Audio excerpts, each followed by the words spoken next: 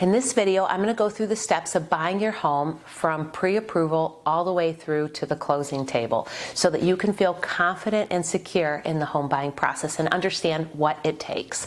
I'm Dawn Connors with Mortgage One. I'm an independent loan officer, and I've been helping people buy homes and refinance their existing homes for the past 24 years.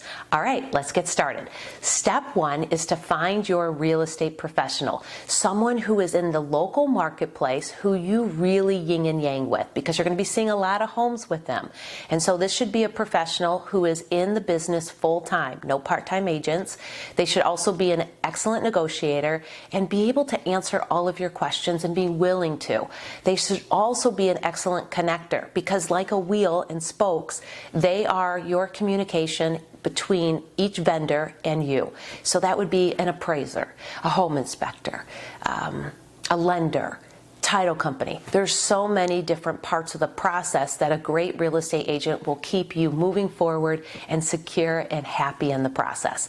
Step two, and probably your second most important step, is to get yourself a pre-approval. You're going to want to select a local lender. That will make all the difference in a multiple offer situation. Sometimes having the right lender is so paramount to getting your offer accepted, because when there's multiple offers, that listing agent will contact the lenders and see who is quick, who is responsive, who has their ducks in a row and has their client pre-approved excellently. So that is a very important step. That lender should meet with you. They should collect documents like pay stubs and bank statements and other financial pieces to get you approved, and then they should meet with you and go through various loan situations and scenarios of houses and give you a good idea of what your payment would look like and what your out-of-pocket would look like with the chosen loan. Step three, buyer consultation. So after you're pre-approved, you take that pre-approval back to your real estate agent and they will put together a buyer consultation with you. And so now that you've got your budget, they can get a list of houses coming to you that meet your criteria. So it is such a good idea to build a list of needs and wants. Those non-negotiables will be so important, and your real estate agent can help you make a list of those non-negotiables at that buyer consultation. So step four is home shopping. It's probably the favorite, right? My favorite is pre-approval since I'm the mortgage lender, but really the favorite is the home shopping. It can also be a little bit tumultuous, so stay in there, hang in there, be patient, and don't let losing a house or two affect you. Just know that you're going to get a house with your chosen real estate expert. So as you're shopping for a home, remember that list of non-negotiables. That's going to be really important as you're shopping for a home, so that you get the house of your needs and wants and you're not disappointed. What you don't want to have happen is find yourself in a home that doesn't meet your non-negotiables and then you're disappointed.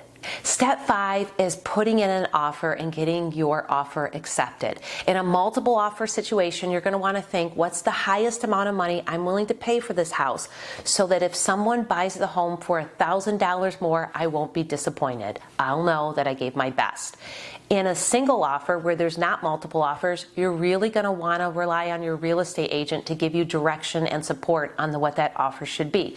They will run comparables. In both scenarios, they should run comps so that it's justified what the asking price is and that other homes similar to this are selling for around the same price. So those comps are extremely important. So then they'll put in the offer and you'll get your offer accepted. And then the next step is your home inspection. Usually you have a due diligence period of 5 to 7 days, and in that period you're hiring your home inspector to go through the house and to tell you how it looks and various things that are needed to the house, repairs that will be in the future, or major problems or not major problems.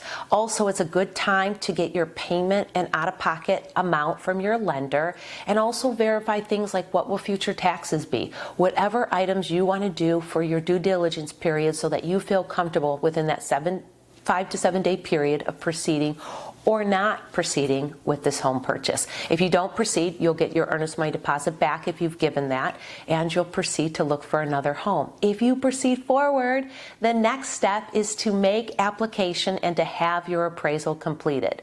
So your lender will send you application documents and they will order the appraisal. The appraiser will go to the house and do a walkthrough of the house and will give an assessment of the fair market value of that home.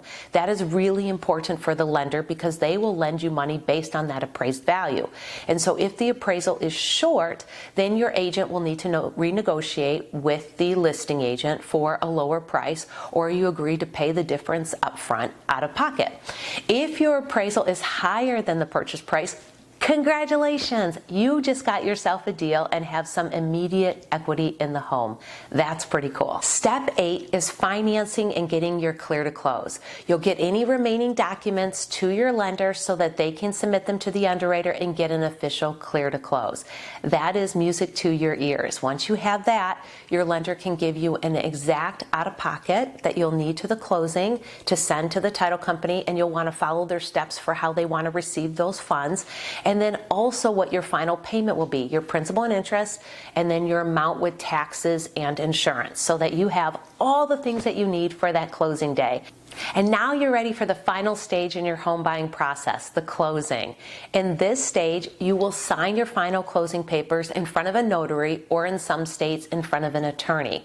And this is where you'll sign your closing documents, they'll notarize them, and then the title will be transferred over to you from the previous owner to you as the home buyer. Once this is complete, you'll get keys either at the closing or after, and you own your home. Congratulations. So now that you know the process, it's not so scary, right? And so if you're ready to get started or have more questions, message me or give me a call, and I'll be happy to assist you on the mortgage side. And if you like this video, I put out lots of videos, so subscribe to my channel and you'll get more of these. See you next time.